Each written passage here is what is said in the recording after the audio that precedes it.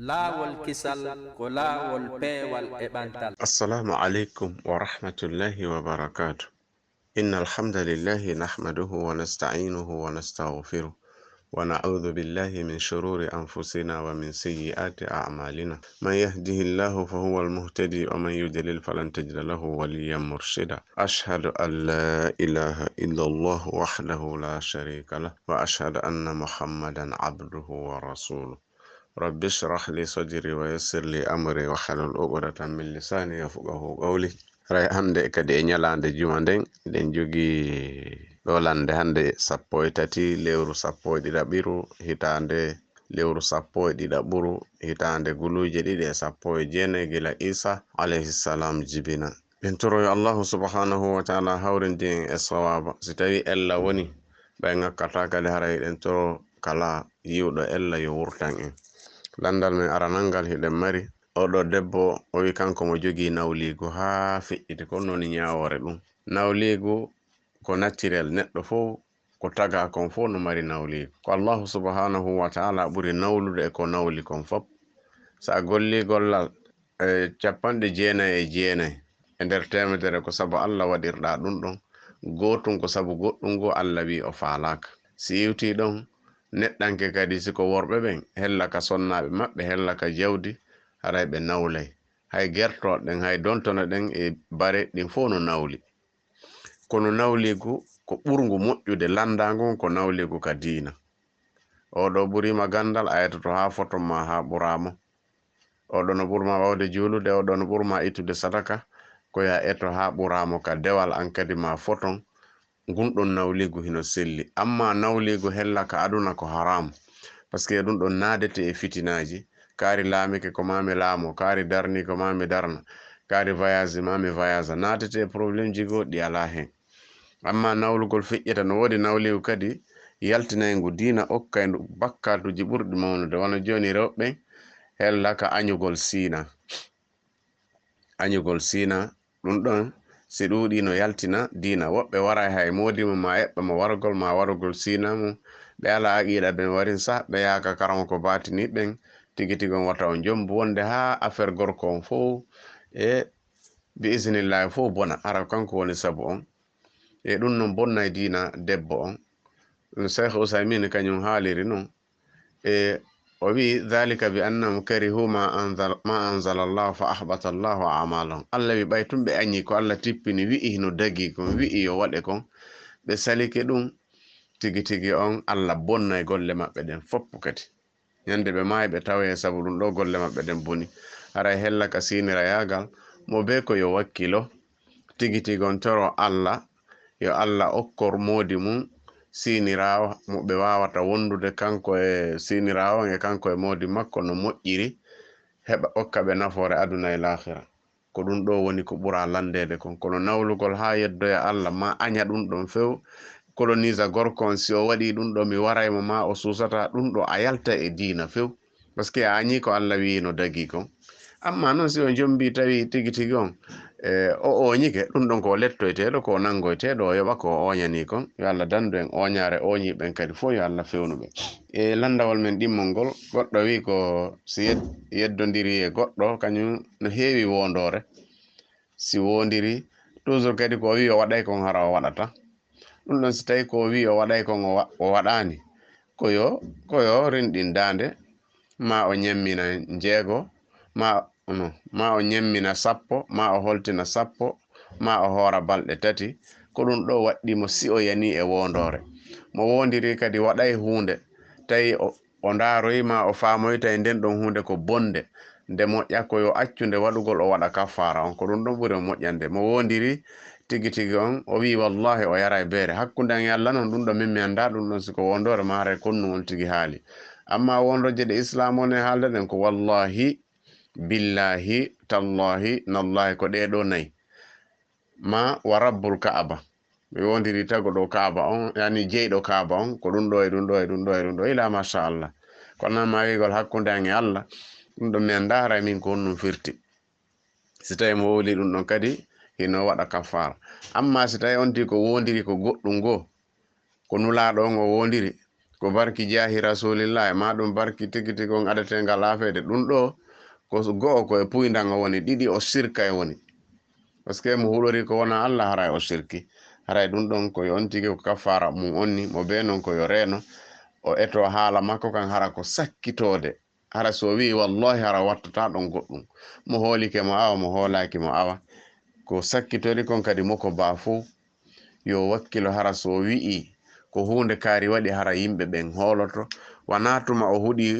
huɗori Allah ma o yenni mawɓe makko ta o nato e yitata conseil ɓe hooloto yo moko ba fo eto o wonata so haali yimɓe ɓen hooloto hara o wondirali ko ɗum ɗon woni moko ba e question men tataɓo on goɗɗo ñawli ɓay ñawlaɗo on ari ƴanti o wi waɗu ko falɗa o mi yoɓata joni noon ñawlaɗo on maayi si ñawlaɗo on maayi ha hande ñamande nden hollali nde maayi o etoto o yoɓita nene o mayɗo e ben makko ma ɓiɓɓe makko ɓe ma nene goto e makko ɓen si tawi tum musidɗo makko no heddi o yawo jonnitoya on ɗon jawdi ndi si tawi hay goto heddaki ma hay sono heddi o anda ka ɓe woni ɓe yidata yo ƴettude o halfina Allahu subhanahu wa taala ka fi Allah waɗete o naɓandi ɗon o anni yo Allah ko jawdi kaarima mi ñawli mi yoɓita noon ko ɗum ni o toro Allahu subhanahu wa taala kadi yafaye ko ɗum amma noon siko ñawliɗo maayi kanko kadi haray rono ɓen kadi ɓe yoɓita ñamande ɓe ndaray ka o winduno ɗon ɓe yoɓita ñamande nden siko ñawliɗo maayi ronoɓe mo ɓen ɓe yoɓita ñamande makko nden parce que si wona ɗum haray ko wengeteɗo wonki makko kin ko wengeteki haray Allah dandu en sifa ɗin ɗon wengede kadi si yewti ɗon kadi haray en mari ɗo fi moccugol ngol kadi fi moccugol ngol goɗɗo landi est ce que qur'ana nde Allah cippini nden hino moccire kefeero qur'ana no moccire kefeero enen e hefer ɓen ko woni ala hakkunde men ko si o maayi a du'otako yo Allah yaafo mo yewawi du'anade wurɓe ɓen yo Allah fewnuɓe e dina islam kan ɗo yoɓe mayde so maayi lanni amma noon kefeero hoore mum muusi ma goɗɗum go waɗimo e jogi qur'ana ɓay qur'ana ko cellal fi moccugol mo ɗum ɗon hara yaha yiltito ala ko hunde daginde hay en sen daari tariha moccugol ngol sahabaɓe nulaɗo ɓen sallllahu alayhi wa sallam ɓe yeehi e saare go tawi ɓen wona julɓe ɓe landi weerugol ɓe a saliɓe wernude few joni noon e nder koɓe woni ɗon kon boddi soppi lanɗo on ɓe geri ton ha ɓe ronki ɓe noddoyi ɓen ɓe wi no ɓe wernata iko onon ɓe wahabiyaɓe min wernata on joni noon ɓe landoyi est ce que ɓe mari mocci o goɗɗo wi dumin miɗo mari ko mocciri o mocciri fatiha o ya ndikki ɓe hokkori ɓe dammi bus ɓe wi no joni ɗum ɗo tawi ñaama ɗum ɗo ha yahin ka nulaɗo sallllahu alayhi wa sallam ɓay ɓe hewti nulaɗo wiyene ko mbo andinma ɗum ko corawol ni ko ɗum ɗon o posi mo question ɗimmon ɗon o wi gasi son heɓi geɓal yani itta non mi geɓal e nder ko ɓe jonni on kon holli moccugol kefeero hino selli piiji bussino ari kadi ko holli ɗum ɗon hino selli amma noon yo jama on tumbodir jangana kefeero on waaqi atu ma yasin ma qur'ana on fo ma feccere makko ma ko woni fo ɗum ɗon hay jangal ngol ɗum ɗon julɗo min mi anda ɗum ɗon e bindi si satti noon yawawi jangude qur'ana hande gasa toro yo Allah yaafoma yo Allah hoynana julɓen fop si satti imamum wagoto fo mo wawi fontude juɗɗen ka darde sakkitorde ado ruku on ma ɓawo ruku on o waɗa duwa o fo ammina si satti ɗum ɗon probléme ala e ɗum ɗon kono wigol ko en tumbodir enen leydi ndin ɗo ma enen région on ɗo tumbodir en jangen qur'ana o laabi sappo ma nde wotere ma feccere hirsen dammi ma wasen hirsude ɗum ɗo min mi andana ɗum ɗo e bindi ɗum ɗon mi andana ɗum ɗon e bindi andi noon so tawi bindi ɗuuɗa haray ko on tigui yiyata kon kadi fanɗay wiɗen moccugol kefeero hino dagi bi awnillahi subhanahu wa ta'ala si yewti ɗon kadi question men jawab on ko oɗo question no juuti ko fi enen haali pulal goɗɗo wi debbo o wulliti o wi haali pulal jinduru men dun hino ɗuuɗi yahugol hara yiltitotako goɗɗo accay ɓeygu mum e ɓiɓɓe mum e nene mum e ben mum e fami mum fo o yaha ɗo duuɓi sappo duuɓi nogay duuɓi capantati o yiltitotako ɗum ɗo leñol men ngol wa'iri ni ko honnun e conseil haray tigi tigon marɗen ma marɓe bindi ɓe mari ko conseil ɓe enen haali pulal ko honɗum haray e waaju on marɗen ko waajitoren hella ɗum ɗo tigi tigi on hino yurmi seeɗa on tigi e to yer ko faami e bindi ko yahugol hara artata ɗum ɗon wana enen haali pulal tun fuɗɗi. Annabi Ibrahima alayhi salam ɓay o sonjike Iraq o yaltuno wi inni muhajirun ila rabbi sayahdini ha o feƴƴini o yiltitake ka maɓɓe. Nulaɗo sallallahu alayhi wa sallam ɓay ɓe sonjike Makka ɓe ari Madina ha ɓe maayi ɓe hotali Makka fi hoɗugol. Vayasugol hino selli, yahugol neɓoya hande kadi wiyen hino selli na hunde harmunde, kono noon yejjutugol fami mum on, ɓeygu mum e ɓiɓɓe mum e mawɓe mum e fami mum on, yahugol yejjita ɓeɗo ɗum ɗo jeyaka e sharia, ɗum ɗo jeyaka e kendeyagal, ɗum ɗo haray wana hunde moƴƴere non. Amma jindugol ka leydi Allah no yamiri yimɓe ɓen voyage, yimɓe ɓen jindu, ɗum ɗon jindu. Si on tigi yahi kadi yo anduto himo mari fami ɓay Allah hoyni ɗo ɓe humpodira. Amma debbo joɗiɗo duuɓi 10, duuɓi 9, 10, duuɓi 20, oɗo ko kanko joɗɗini hoore makko dey. Ka sharia Islam ko lebbinayma lebbi 6 debbo wawi habbade, tonin ton ko kanko joɗɗinta hoore makko. Si o joɗi ke ɗo duuɓi 20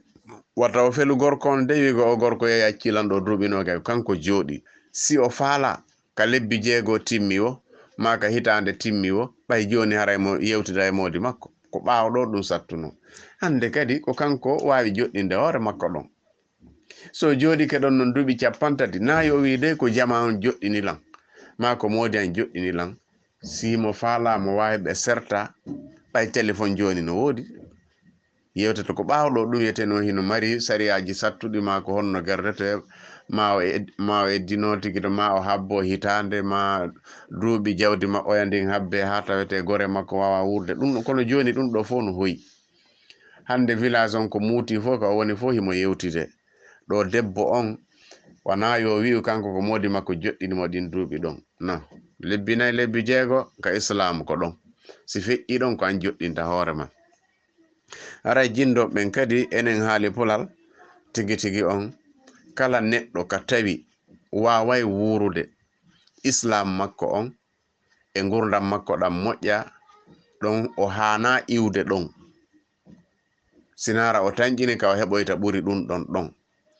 En andi enen haali pulal ko piiji ɗiɗi enen woni ko defandeten. Pullo kala ka o yaari haray ko fi diina makko kam mapinimo.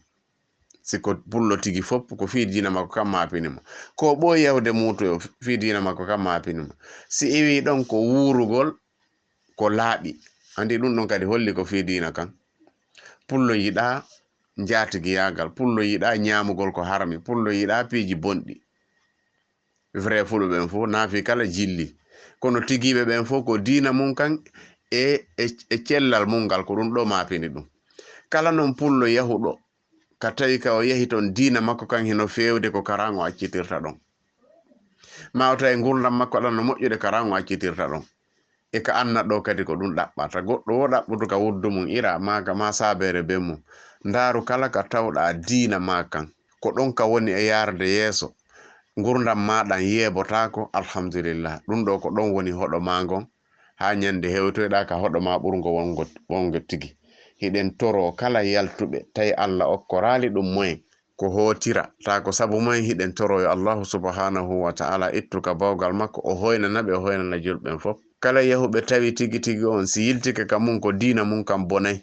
ma gurdam mum ɗam bonay, yo Allah newnanɓe ɓe famodira e famiji maɓɓe ɗin fof, dandaɓe bone voyage, dandaɓe kadi bone yiltagol, waɗoyan en fof hoɗoyoɓe jannatul firdausil a'la. On mawɓe ɓen ɓe filita ɗuman none to on to ɓe ɓeyditanoya en bi awnillahi subhanahu wa ta'ala.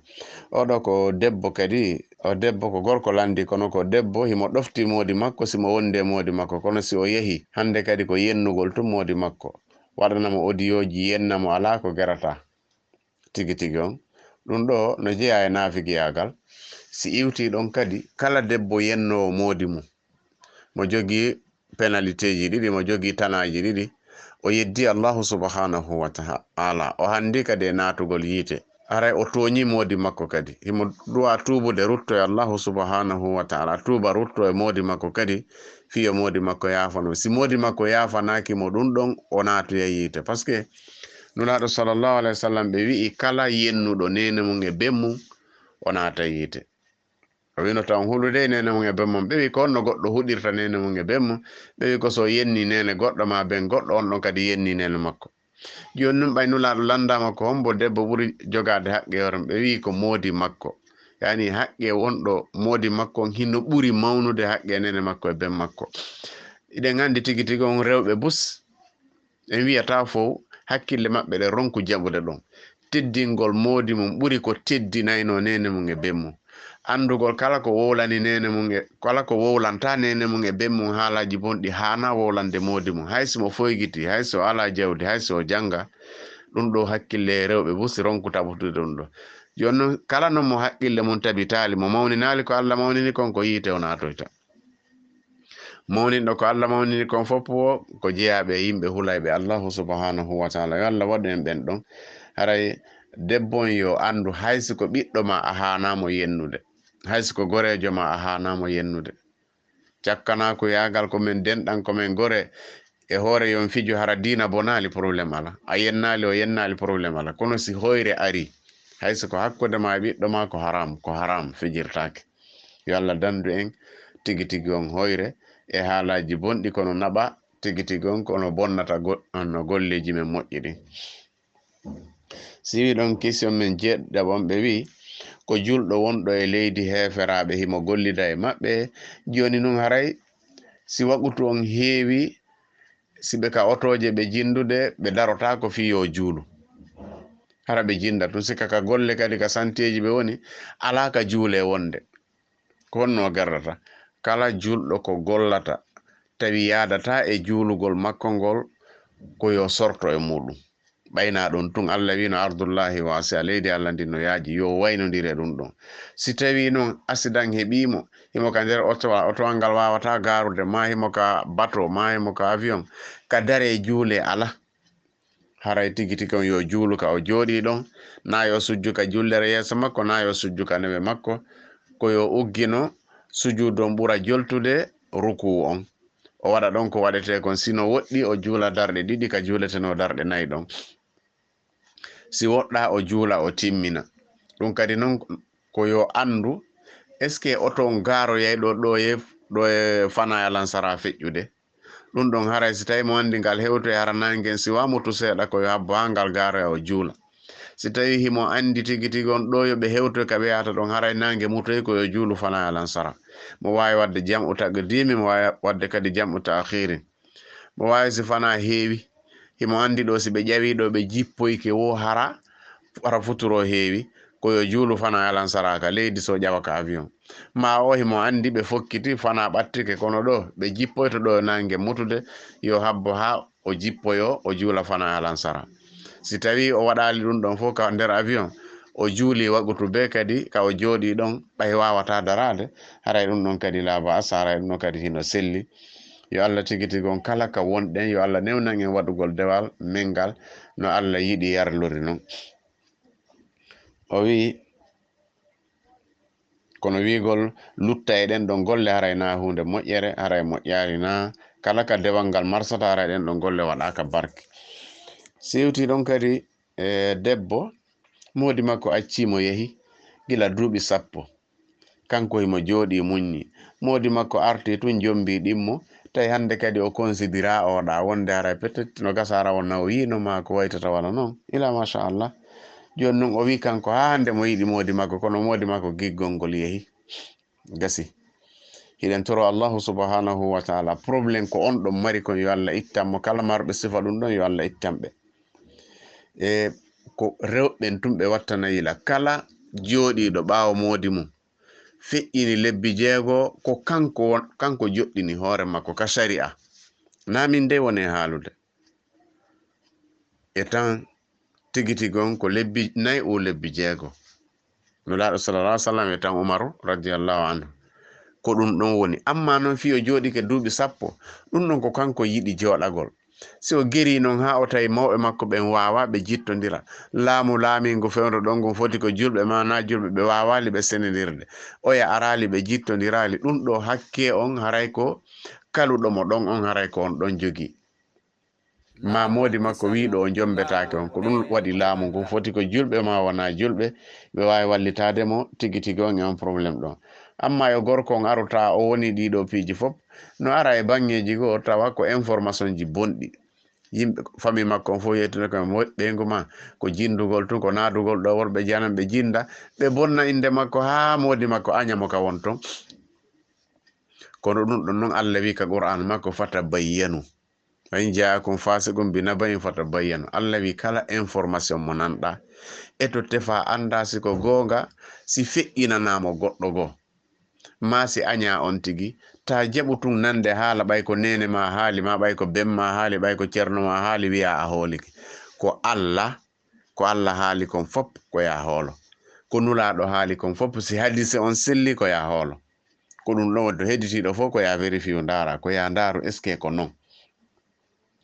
haray oɗo ko yo ɓeydu du'a o kadi neɗɗanke kala probléme mo mari ko Allah tun woni ala kulli shay'in qadir kala himo wawi nulaɗo wi ɓernde neɗɗanke ɓernde hooliɗo Allah no e kolli ɗiɗi Allahu subhanahu wa ta'ala no hakkunde kolli ɗiɗi Allah o yiltidira sayo faala o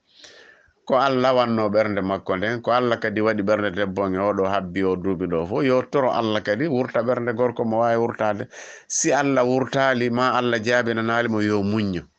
si tawi wonotako o ƴetta o ɓay oya ari ɓe serta o ndara o heɓay wonno ko faalamo ɓuri oɗo ma ko kelɗi wona oɗo ma ɓurɗomo sayaj'alullahu ba'da usrin yusra haray kala marɓe sifaɗi probléme ji haray yo Allah ittanɓe probléme ji maɓɓe ɗin si yewti ɗon kadi gasi gaynditon ɗon si tawi oya welsidike e makko tawi haqqeji makko ɗi ñalande makko nden e dépense makko e coltu makko e ka waloto ɗon foppu o ala ko oto tun woni jonnutude ɗum ɗon haray naada hay gorko on yiite nulaɗo wi kala jombuɗo ɗiɗo ma tato ma nayo o nunɗali hakkude maɓɓe ñande janggo o immitoy to tawa himo mayiri sengo gol woni paralysé haray noon kala marɗo mande bonde ñande janggo o natuye yiite heddo ko nde o yaltoyta kono o natuye walla dandu en haray o ñagol ngol haray moƴƴali ko ɗum Allah yi wata awanu alal birri wattaqwa enen kadi sa yi gore ma koto ma bemma hino oñorde ni noddumo haalanamo vraiment baba en ni wanani koto ni wanani kawen ni wanani ko ni moƴƴiri ta habbo fiyo ɓe teddini hay si ɓe yennima kono haalan ɓe tun gonga si ɓe yiyali ɗo ñande janggo ɓe yiya tigi tigi on e jaka ko kaari haalnayno lan konko gonga o wi oɗo kadi o foday ha kono kanko ko fodi kon o timminta ko mande jeyande e mande naafigiyagal goo fodugol ronka timminde kala neɗɗo yo fodu ko andi o timminay kon si tawi noon boniro yimo ton o yetomo o fodu noon vraiment mi andino kono Allah newinali o yetomo kadi sa ñawlike on haldi ko lewru ɗo lewru ndun timmude tawi a heɓali noddumo haalnamo vraiment mi heɓali ɓeydanan kadi ko ɗum ɗon ɓuuri e moƴƴude kala ko foduɗa eto timmina si tawi timmirali saabu angal moyen ma saabu Allah newinali haalana on tigi kadi Allah newinali kono mo be yo selu fodugol tentini ka anna on fewndi fewndo ɗo probléme ji no ɗuuɗi ha feƴƴiti haray foda firta ko e mande jeyande e mande naafigiyagal haray on tigi no jogui 25% naafigiyagal e makko yo Allah dandu en ɓe wiɗo kadi ñawore ko wiyete nodditol kon nodditol ɓay noon fulɓe ɓe garay no heewi nder ga woɓɓe anda ko woni nodditol ko si goɗɗo voyage ɓay fulɓe no heewi voyage gol neɓoya si arta si on tigi voyage tun o ronka artude maɓɓe wiya min yahay ka karam ko batini ɓe maka piyoɓe ceede ɓe waɗa goɗɗum o arta nodditol sikono islamu wiri noon hino selli ya yahu ka juulirde yimɓe sunna torotoɓe Allah yani laaɓoɓe dina wiya ɓiɗɗo ma on yeehi yo neeɓi yo Allah newnanmo siko artugol ɓuri mo moƴƴande o arta si tawi na artugol yo Allah hoynanmo ka o woni ton o famodira e famille makko on ɗiɗo nodditi hino selli kono yahugol winda goɗɗum ira ma sunna e yiite ma hirsa dammi guru garanno ma piya ceede ɗum ɗon ko haram fijirtake waɗangol mo noon duwaw yo Allah hoynanmo newnanamo artugol e wonugol ton ko ɓuri mo moƴƴande o famodira e famille makko ko ɗum ɗo ɓuri moƴƴude edi wiigol tun jonni tigol tun yahay rewoya yedda Allah kadi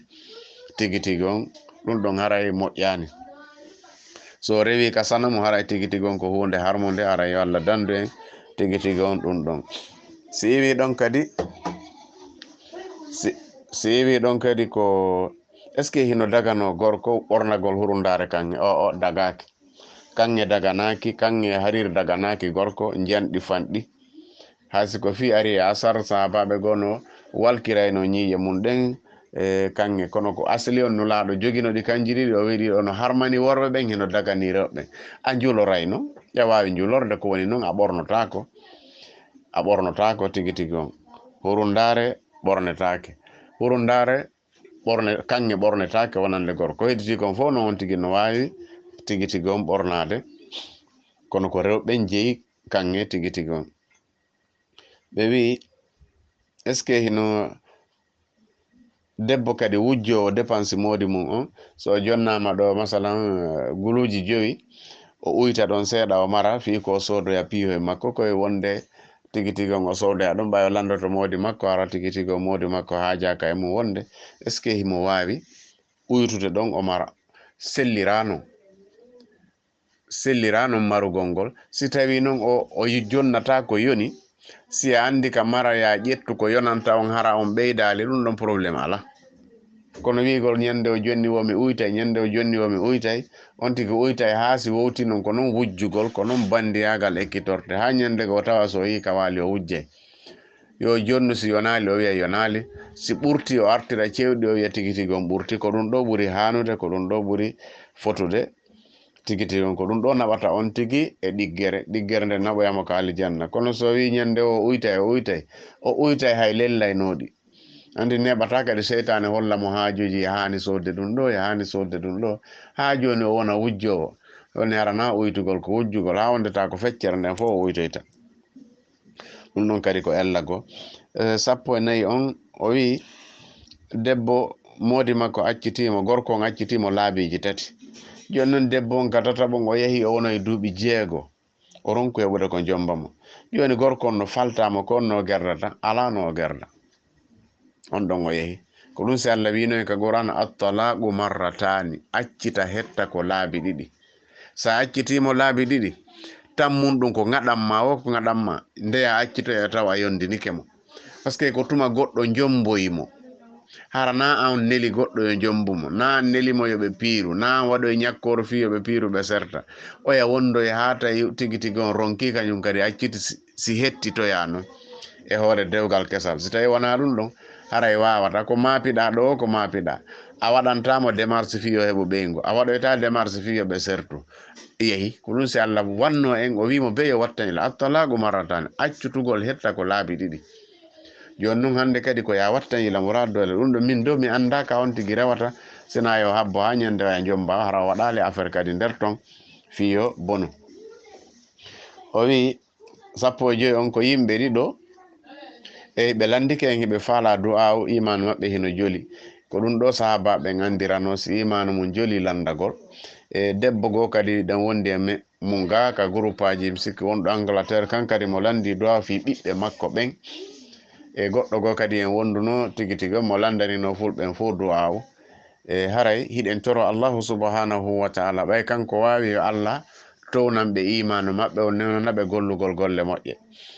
debbo landinoɗo kadi fi ɓiɓɓe mum ɓen e hoore mum hiɗen toro Allahu subhanahu wa ta'ala yo Allah fewnamo ɓiɓɓe maɓɓe ɓen fewna ɓiɓɓe julɓe ɓen fop fewnamo kanko kadi simo mari modi wondidinamo e modi makko no moƴƴiri si ala okkoramo modi tigi tigi on nafowo nafida e ɓeygura nden fop siwi ɗon ɓe wi 16 ñawore kadi uytugol sallallahu alayhi wa sallam wala tun salsam ɗum ɗo sellani so tawi on tigi wi Muhammadu rasulullahi sallallahu alayhi wa sallam hewɓe janguɓe ɓen hara ko docteur ɓen kadi ɓe jogui on probléme ɗon anane goɗɗo e subhanallah alhamdulillah ta o wonɗa concentré e haalugol ɗum ma sallallahu alayhi wa sallam ma salsam sifa ɗin piiji no heewi no arriva e yimɓe hewɓe ta hayso ko aya qur'ana ɓe woni e janngude hayso na tajwidi kono ɓe bonna e tum ɓe teƴa ha ta faydi ɗum ɗon haray moƴƴali waɗirgol no moƴƴali ne Allah kan koye wal tanzur nafsu ma qaddamat li ghadi mo be yo ndaari ɓayɗe golle ɗe wonɗa haalude ko ɗum yoɓoyteɗa ñande janngo. Allahu akbar, subhanallah, alhamdulillah, astaghfirullah, la ilaha illallah, bismillahir rahmanir rahim, sallallahu alayhi wa sallam. Ɗum ɗo fo neɗɗo no hani foti koye sama kala foti koye sooɓe o wowla ɗum ɗo no haniri noon kalfe ɗen fo yalta par ce que ɗum ɗo ko yoɓeteɗo ko mandeji jeeyaɗi e mandeji dina Allahu subhanahu wa ta'ala kadi aɗa wi ko tun salsam hayska ka windugol tun soodi on wiya ɗum ɗo représenté sallallahu alayhi wa sallam ko ɓuri moƴƴude je wawi ñogguidirde kono ko windugol fo ko ɗum ɗon ɓuri tabutude. Salsam on ko yimɓe karam ko batini ɓe gandira ɗum waɗugol talasimuji winda kupa goɗɗum juutina. O wi sappo e jeeɗiɗon ɓe wi est ce que hino dagano goɗɗo wi oɗo kisi no kani seeɗa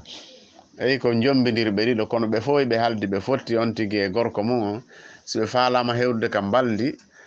si ɓe acciri ni tun tigui tigom mo be haray ala cuucal ma courage fiyo ɓe hawtu baldi koye ɓe addu film ɓe holla zinoɓe hara ko ɓooriɓe ɓen ɗon waɗa zina ka téléphone maɓɓe ma ka télévision maɓɓe ɓe ndaara ɗum ɗon ha si tawi noon hannde kadi mo be doole mum ɗen ƴetto ɗum ɗon ko haram ɗum ndaaretake goɗɗo o tawa ɗum sifa ɗin ɗon piiji yoɓe ndaaro tigi tigi on ɓe si tawi ɓe jogii probléme ɓe ñawdo si ɓe jogii probléme ɓe ñawdo e hollugol kadi noon gorko on o respecta sayiji ɗi Allah wimo ɗi so yahi golle bimbi o arta e midi o fowto ha fana juule o ñaama o looto o hoota o artoya kadi law ɗum ɗo o heɓa e doole makko ɗen no haniri noon o wonda e rewɓe makko ɓen no haniri noon kono kala yahowo golle bimbi o arti o hella e 0 heure o ɗo heɓata doole par ce que haray o heeɓi ngorre o ronki hande kay tawa naafi rewɓe woni tigi tigi on ko mapinimo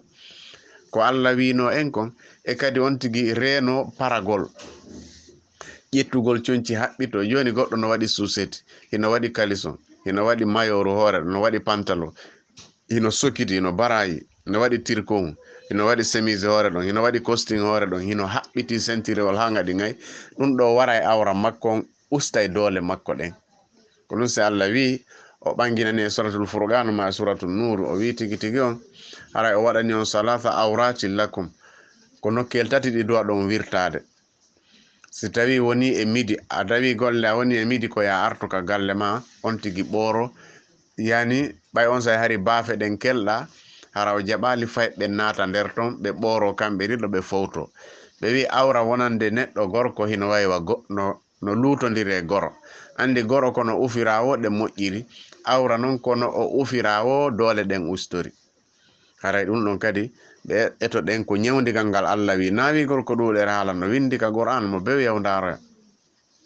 ko noon Allah holliri en si on ti kadi woni juuli geeƴe hande kay o ɓooro tigi tigi kanko e ɓengu makko ɓe waalo ha bimbi foti ɓe yiida ma ɓe yiidata awra on kelɗay tigi tigi on o heɓay cellal kadi nda resi goɗɗo ko tayre joma ko jangguino kaw jooɗi bimbi ko ha kiiki ɗe woɓɓe yahata hay ñamugol siko tayre joyi o ma ko taximani o kañum ka ƴetti bimbi ko ha kikiɗa ha hewta wonde walota ko men joni noon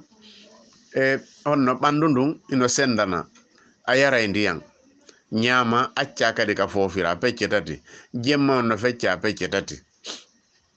feccere goo ko an jeeyi feccere goo ko ɓeygu ma jeeyi feccere goo ko Allahu subhanahu wa taala debbon kadi kono feccere goo ko kanko jeeyi feccere goo ko moodi makko feccere goo ko Allahu subhanahu wa taala Allah wi min mi suɓike ka sakkitode jemma joni sa tawi ɗum ton wona waɗan ko Allah kon ka aranunga hande kadi hettodiron ton kono naya ñaama ko ma ko ñaama ko moodi ma ko ñaamoya kadi ko Allah kon andi haray moƴƴa ñalorma on kadi kono kono Allah wiiri tigi tigi on aɗa juulede subaka on kadi nden wirtere ɗon kadi hino ɗon tigi tigi on ma nden fowtare ɗon haray noon tigi tigi on yo Allahu subhanahu wa ta'ala e faamin en ko honno kadi hay gerdeten hoore mon fi wata en heɓo probléme par ce que Allah yi wala tulgo be aydikum ila tahaluka wata on naadu hoore mon e probléme ndaarugol ɗum ɗon ko hunde haram yo ndaaru ko ƴettata kadi éviten woɗɗitoɗen kadi ƴettugol lekkele ɗen fiya heɓu force a ƴettay ɗo lekki kin hitande duuɓi ɗiɗi laasoya kadi tawa hande kadi a wawata gollude ta non hande kadi a ñamino dole maɗen fo a yettino lekkele ñaami ha hande kadi laaso a noon ta wata gardude debbo hande kadi noon ɗum ko yon tigi reeno fi ɓeyguma no laba ma hemo hetti ko ya ñeeñi no Allah wiri noon alhamdulillah ñeeñi noon sina ɗum ndaare waɗoɓe sport ɓen ɓe ƴetta e lekkele fiyo ɓe heɓu doole ndaare joni ndaaron waɗo Mike Tyson son yimo joni a tawa imo diwna noon Hamada Ali Kaskile en ɓeɗo fof so yiɓataɓe dina ma ndaare jogotonoɓe machine ji ɗumon niwɗi fof ɗo tawa no dino wata e fus joni ɗum ɗon lekkele ɗen ko yontigi e futu fi heɓugol doole yiidugol e ɓeygu muɗum ɓayna dorogagol ni yiidigal ko yiidigal ɗum laaɗo wiwata en waw wano beyɗin noon fiji ndaru no woodi si ɓe fiji seera doole ɗe garta ɓe yiida wona naturel hara o natali sifa ɗin probléme ji ɓe wi kadi goɗɗo kadi o landi o wi ɓawlingol waare nde ɓawye ka arabuɓe wondema bussi no ɓawlina bayɗe ko enen ga woni yiyata ɓawlingol waare ɗum ɗon ko hunde nulaɗo sallllahu alayhi wa sallam hino haɗi en waare nden ɓawlintake kala couleur mo ƴettuɗa yawawi wadde ka waare kono noon ko si a heeɓi puri de si tawi waare ma nden ko ɓalere yawawi ɓawlinde probléme ala ko si tawi ko danere ya ɓawlin wonta ɓale ɗum ɗon islam no sali few si tawi noon a waɗi dane ma a waɗi boɗe ma a waɗi nete ma a waɗi haako couleur mo waɗɗa o sina ɓale on probléme ala sukunduma ndum men kadi en gandi woɓɓe kadi ko ñaw arata e ɗuɗugol golle kadi ɗuɗugol sonja kadi furɗinay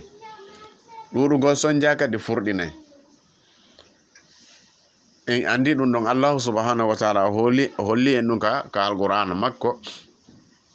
kayfa tattaquna in kafartum yawman yaj'alul wildana shiban so ndaari ka tafsir ɗon ɓe holla en ɗon e jaka tampere no adda puri si goɗɗo tampi golle ɗen ɗuuɗi o furɗa e ado tigi tigi on hay kotiraɓe makko ɓen wonde kadi no ara si tawete ko kanko woni toso kon wonde o furɗa ado tigi tigi on kotiraɓe makko ɓen kono ko ni Allah okkirta ko fiya e suratin ma sha'a rakkabak ayi woɓɓe Allah taganali ɗum waare ta ɓiɓɓe mum ɓen e koto mum e miñam mum no mari waare ha woɓɓe furɗa law hara woɓɓe furɗata law woɓɓe nawya law hara woɓɓe nawyata law ɗum ko Allah waɗiri noon ka heeɗuɗa o yetto Allahu subhanahu wa ta'ala waare si tawi ko ɓalere no ɓawline probléme ala kono si ko danere ko couleur go waɗata wona ɓale ɓe wi goɗɗo kadi o wi o fuɗɗi juulugol ha gasi o heeɓi darde o anditi hunde o faala taƴude julde joni ko onno gerata ɗon si tawi tun woni goɗɗo fuɗɗike juulude wagutu farillan o anditi tana himo sagginno ko gaz o sagginiri ɗum ɓe heeɓi fewnduɗo o yejjitino o kupa e julde nden o yaha o ɗanninoya ta sundu sumu o andi kadi ti kumpay kun ɗo ko a accuno kun ɗon ka étage kun wawi ƴewde ɗon unoyo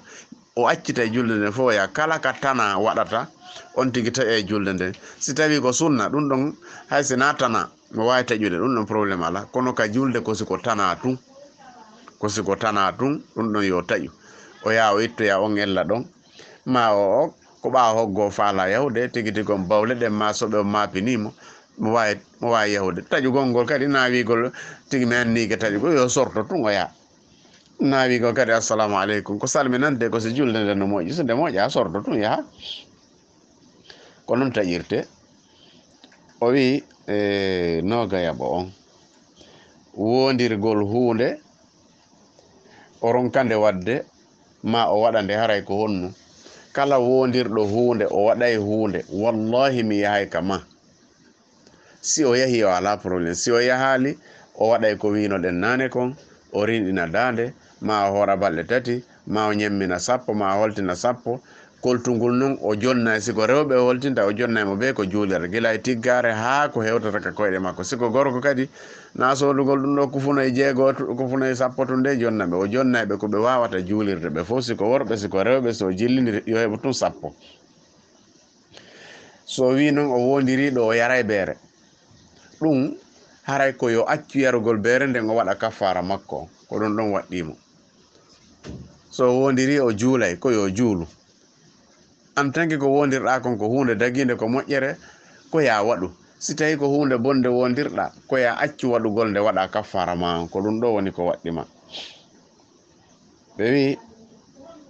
oɗo kadi ko gorko tigi tigi on tinniɗo gorko tinniɗo imo gollida e julɓe kadi ɓe tinnaki kono toujours so nangi julugol ɓe awmo tomo siko salli ka gorko woni wara ɓe awmomo haray ko ɓuri moƴƴudude ko golludugol e tinniɓe ɓen ka dina amma aybinayɓe ka dina ɓen haray ɓeɗo on ɓe yaltay ka dina woni waare jaletake buumiɗo jaletake salligotoɗo jaletake qur'ana on jaletake kala mandeji ɗi Allah addi ka dina ɗo ɗin jaletake mo jaliɗin tun o perde mo jaliɗi tun o yaltay ka dina kala golle ko wonno fo boniraymo dina kan jaletake yimɓe dina ɓen jaletake on ɗon histoire ɗen andi ka qur'an ko honno wondiɓe nulaɗo Allah watti ɓe keferɓe tawi hande o wi ko wolɗon wala ta atadiro gadi kafartum ba'da imani ɓe awmino tun nulaɗo e groupe mum pourtant hiɓe laawol jihadi ko ton ɓe wonno yahude no fowta tun ɓe waɗi ɗum wasama kala Allah wi gasi on wonti heferɓe gila hande ko golluno ɗon kon foppo boni haray e o dina ɗo aybintake jaletake ko ya wallito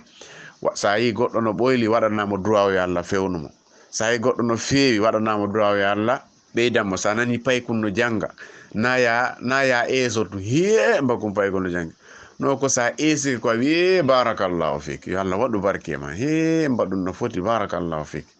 ko ya toranomo yo Allah waɗu barke e golle makko nen ko ɗum ɗo woni ko landa kon e haray tigi tigi on ko ɗeɗo lande marno ɗen tigi tigi on haray neɗɗo fo yo wakkilo wonda e moƴƴuɓe kala jallowo dina kam ta wondu e makko e waɗanmo duwaw kadi yo Allah artirmo tigi tigi on ɓay haray laawaki haray si moƴƴi komin Allah subhanahu wa ta'ala si moƴƴali haray ko haal ɗon e cheytan cernaɓe ɓen fof kadi kala heeɗiɗo foti ko cernojo nawa cernojo so heeɓi ko woni gonga ko hawrodiri e sawaba ɓuri ɗum ɗo yo haalan en mubasharatan ka hendu tigi tigi on en wurtay bi awnillahi subhanahu wa ta'ala haray lande ɗen hande ko ɗum ɗo barakallahu fikum wa hafizakum wa ra'akum wa ja'ala jannata al-firdausa mathwakum wa saddada ala tariqil haqqi khutakum wa yassara lakum umurakum wa ahlikum wa lisairil muslimina wal muslimati fi kulli makanin wa zaman amin akhukum fillah Mouhammad Yassine Diallo laawol kisal ko laawol peewal e ɓantal